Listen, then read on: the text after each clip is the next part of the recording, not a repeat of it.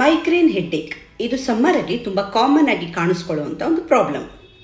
Studies ಪ್ರಕಾರ 1000 ಜನರಲ್ಲಿ ಸುಮಾರು 140ರಿಂದ 150 ಜನರಿಗೆ ಮೈಗ್ರೇನ್ ಹೆಡ್ಡೇಕ್ ಇದೆ.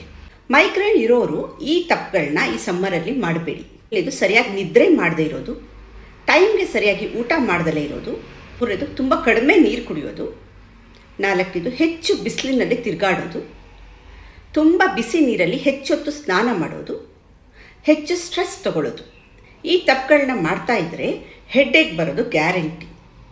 ಇವುಗಳನ್ನ ಅವಾಯ್ಡ್ ಮಾಡಿದ್ರೆ ನಿಮಗೆ ಈ ಸಮ್ಮರಲ್ಲಿ ಮೈಗ್ರೇನ್ ಅಟ್ಯಾಕ್ಸ್ ಆಗೋದು ಕಮ್ಮಿ ಆಗ್ತಾ ಹೋಗುತ್ತೆ.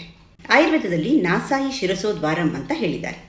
ಪ್ರತಿದಿನ ರಾತ್ರಿ ಮಲಗುವಾಗ 2 ಹನಿ ಮೂಗಿಗೆ ಹಾಕೋದ್ರಿಂದ ಸೈನೋಸೈಟಿಸ್ ಆಗಲಿ, ಹೆಡ್ಡೇಕ್ ಆಗಲಿ, ಮೈಗ್ರೇನ್ ಹೆಡ್ಡೇಕ್ಸ್ ಆಗಲಿ ಕಮ್ಮಿ ಆಗ್ತಾ ಹೋಗುತ್ತೆ. ಆದರೆ ಈ ರೆಮಿಡಿಗಳನ್ನ ತೊಗೊಳೋಕ್ಕಿಂತ ಮೊದಲು ನಿಮ್ಮ ಹತ್ತಿರದ ಯಾವುದಾದ್ರು ಆಯುರ್ವೇದಿಕ್ ಡಾಕ್ಟರ್ನ ಕನ್ಸಲ್ಟ್ ಮಾಡಿ ನಿಮ್ಮ ಪ್ರಕೃತಿಗೆ ಅನುಸಾರವಾಗಿ ಮೆಡಿಸಿನ್ಸ್ನ ಕೊಡ್ತಾರೆ.